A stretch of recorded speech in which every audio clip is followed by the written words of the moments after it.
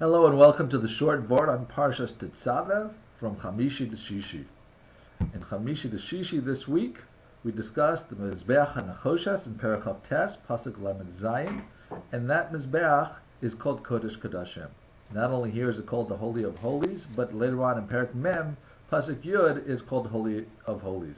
Meanwhile, the Mizbeach HaKetores, which was inside the Heichal, which would be a holier spot, is only called a Kodesh. So Moshe Feinstein asks in Dorash Moshe, his Sefer on Chumash, that why is it that the Mizbeach HaNachoshes is the Kodesh Kodashim and the Mizbeach HaKetores is only a Kodesh? So he answers that a person, when he learns, it teaches a lesson that a person, if he's learning in the base Medrash and he becomes holy, he becomes a Kodesh, once it's time for him to lead the base Medrash, whether on a daily basis or on a permanent basis, that he's no longer in the kollel or whatever he's learning, then when he goes out, he has to be ready, prepared for the people who are on a different level than him spiritually, and make sure that he is not brought down by these other people. And not only that, he has to be a Kodesh Kodashim, he has to be a Holy of Holies, that he will influence these people to become better, to become Bali Tshuva.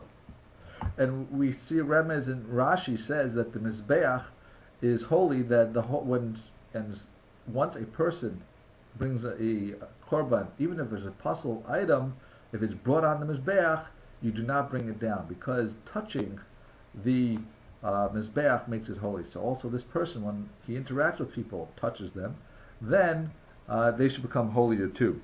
So that's one reason and lesson of calling it a Kodesh Kodashim. The second lesson is that when a person learns in the base Medrash and he comes out, so in the base Medrash he's a holy person, but to the outsiders he's holy of holy, he's very holy, and they're going to be watching him, they're going to be examining him. He's an observant Jew, he's going to be watched to see for any flaw. And we have to make sure that whatever he does is right, and that no one will learn improper lessons from him because they don't know better. They think what he does, he was doing one way and he was really doing another way, but they might be learning the wrong lesson than what he actually meant. So you have to be careful to go out to be the Kodesh Kodashim. Which brings us back to the beginning of the Parsha, which says, Shem and Zayis Zach Kasis Lamor, that you have to have pure olive oil pressed for illumination. So Rashi says, for illumination, but not for pressed to the level of a mincha, because there's two different lessons of pressing.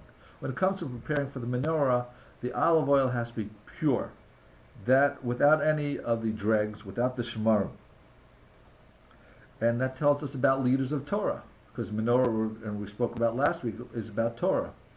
And when a leader acts, they have to be without flaws also. They have to be on a high, very, very high elevated level. And so that anyone who sees them will only be seeing their proper ways and not imperfections.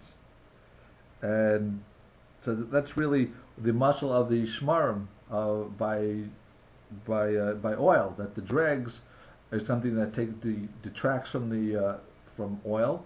And therefore, when someone has flaws as a religious leader, that's also detracting from them, and the leaders have to make every effort to be on the high level and fix and correct their flaws. Once again, this is a lesson for us that anyone today who's an observant Jew or a religious Jew wearing a yarmulke or proper dressing in a way that they know that they're a Jewish man or woman who's religious, so we become observed, and we have to make sure that we stay on the highest level, that people don't question, and we have to explain our actions, but right away it's obvious that we're doing the right thing. So thank you for listening. I hope you'll check us out directly on YouTube, or become a member on the short Vort for Devar Man 2. And thank you for listening. Have a wonderful week and a wonderful Shabbos.